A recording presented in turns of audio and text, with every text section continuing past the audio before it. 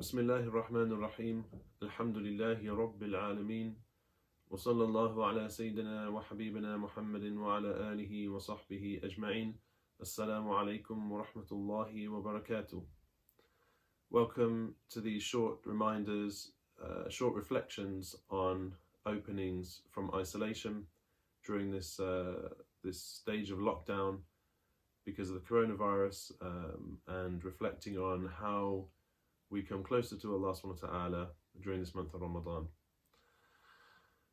When the lockdown first started, there was confusion, I guess, amongst some Muslims in terms of the prayer. We had people who were very adamant that they were going to continue praying, that they wanted to pray in Jama'ah, holding secret congregational prayers. Other people saying, no, we must pray in their homes.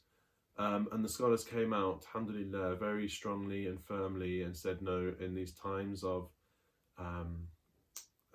epidemics, of pandemics, that the prayer is in your house.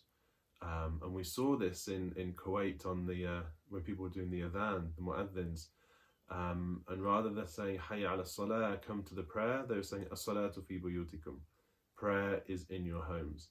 And this was probably the first time in our lives that we're hearing this adaptation to the call to prayer. So we are being made to pray in our homes during this lockdown situation, but there's benefits and openings that come from that, and one of them is the Prophet sallallahu alaihi wasallam told us, don't make your homes like graveyards, i.e. make prayer in the house, make dhikr in the house. Don't just let it be in the masajid, bring it into the home as well. And this is one of the specific blessings or gifts or differences given to this ummah, that the whole earth was made a masjid for us.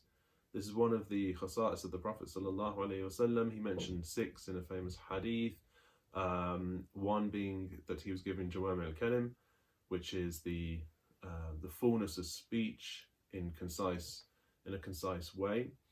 The second is striking fear into the hearts of enemies from a distance. The third is that the spoils of war have been made halal for this ummah. And the fourth being that the whole of the earth is made a masjid, the whole of the earth. And the fifth one being that the Prophet ﷺ was sent to all of mankind, whereas other prophets were sent to specific peoples. And the final one, that he was Khatam al-Nabiyyin, that he was the seal of the prophets and the end of the line. So the whole earth is made a masjid. So whether you're in lockdown or whether you're locked up, wherever you are in the world, you have the option of praying in that place, of course with conditions around the prayer being clean, etc. But we don't limit it to a temple or a space or a mosque or a church. Everywhere we can pray. And I remember listening to Sheikh Noor Hamim Kella, Hafidhahullah, when he became Muslim. One of the inspirations was he was in Egypt, he hadn't yet embraced Islam, and he saw an old man on a street corner in Cairo pull out a cardboard box and pray on it. And he said the public display of prayer was quite striking, but that also that he could pray, just pull out a cardboard box and pray, was quite stunning for him. And he said this was one of the inspirations for him becoming Muslim.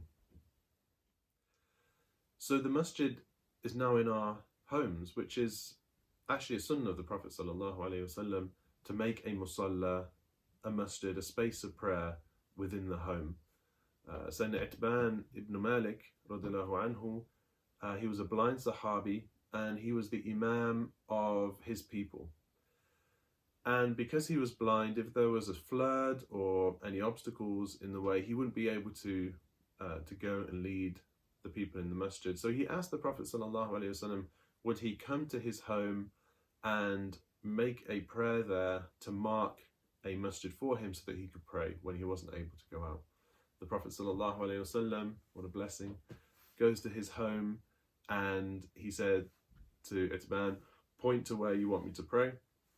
So Uthman pointed, and the Prophet ﷺ prayed there, and this marked his masjid within his home. So this is a sunnah, and I hopefully now during this time, whilst you're praying Taraweeh in the home, that you have a specific place that you pray, and make it your masjid. Have your books there, your mushaf there, have your sibha there, have your itr there ready, decorate it, light some oud in the evening times after the fast is closed, and make it as much as possible an undisturbable space. Sayyidina Maryam alayhi salam, I was reading that her mihrab, where Allah subhanahu wa ta'ala said, هُنَالِكَ دَعَا زَكَرِيَّا رَبَّهُ, in the mihrab where the fruits of the summer would come in the winter, and the fruits of the winter would come in the summer, place of immense barakah, where Zakaria alayhi salam would make dua because of the immense barakah of the place of worship of Maryam alayhi salam, that when describing the mihrab, it was like a long cylindrical structure with a ladder that went up the side and down, so that when she was in it, the world was cut off from her, and all she could see was the light coming in from above. Now, I'm not saying we need to go to these lengths, but try as much as possible to make it a place of tafakkur, a place of contemplation, a place of stillness, of sakina, a place where you associate worshipping Allah subhanahu wa ta'ala.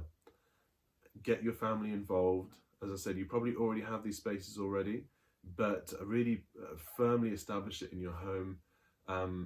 Alhamdulillah, my daughters, the day before Ramadan, surprised me. I came home from work, and they'd decorated the musalla,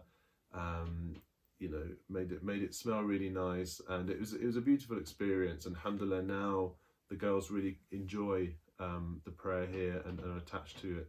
So ask Allah subhanahu wa ta'ala to bless our families, bless our homes, make our homes places of prayer as well as the masjids, make our homes places of barakah, our homes places of worship, of dhikr of Allah subhanahu wa ta'ala. May Allah accept your fasting and your prayers and your good actions. Wa sallallahu ala sayyidina Muhammadin wa ala alihi wa sahbihi ajma'in.